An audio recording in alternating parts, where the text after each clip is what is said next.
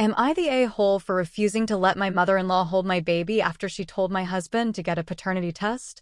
I, 28F, gave birth to my first child, a beautiful baby girl, 3 weeks ago. My husband, 30M, and I have been over the moon, but his mother has been causing nonstop drama. She never liked me. From the start, she made snide comments about how I trapped her son, even though we've been happily married for 4 years. When I got pregnant, she constantly joked about how the baby might not be his.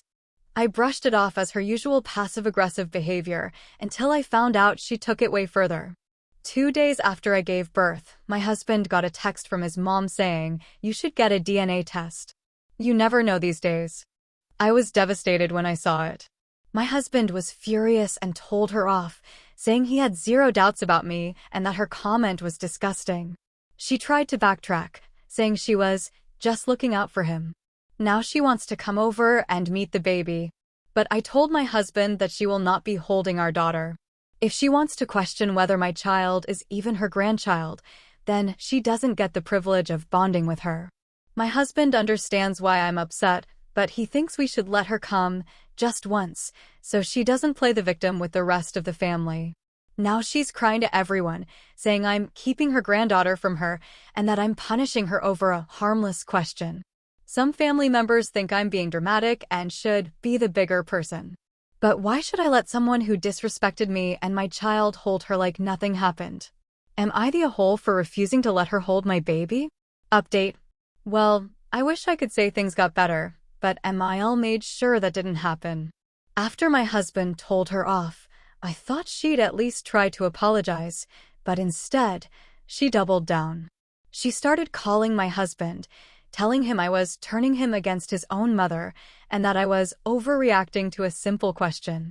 She even pulled the classic victim act, crying to the rest of the family about how I was keeping her grandbaby from her. Then, things took a ridiculous turn. I found out from my SL that ML was actually trying to get a DNA test done behind our backs. Apparently, she was hoping to get a strand of my baby's hair or some spit to confirm the truth. When my SL told me, I was absolutely done. I told my husband that until she apologizes, not a fake, "I'm sorry you're mad" apology, but a real one, she is not welcome around me or my daughter. Thankfully, my husband backed me up 100%. He told his mother that if she can't respect his wife and child, then she doesn't deserve to be part of our lives. ML lost it. She went full drama mode, telling everyone I was tearing the family apart and that she might never recover from this heartbreak. At this point, I don't even care. She disrespected me, she disrespected my marriage, and she disrespected my child. Actions have consequences. So yeah, ML still hasn't met the baby. And unless she does some serious apologizing and self-reflection, she won't be anytime soon. Am I the a-hole? Update. Well, I wish I could say things got better, but nope. My ML has somehow managed to make things worse. After I refused to let her hold my baby, she went on a full-blown smear campaign against me. She told extended family that I was controlling and keeping her granddaughter away out of spite. She conveniently left out the part where she accused me of cheating and demanded a DNA test. The worst part? My husband is starting to waver.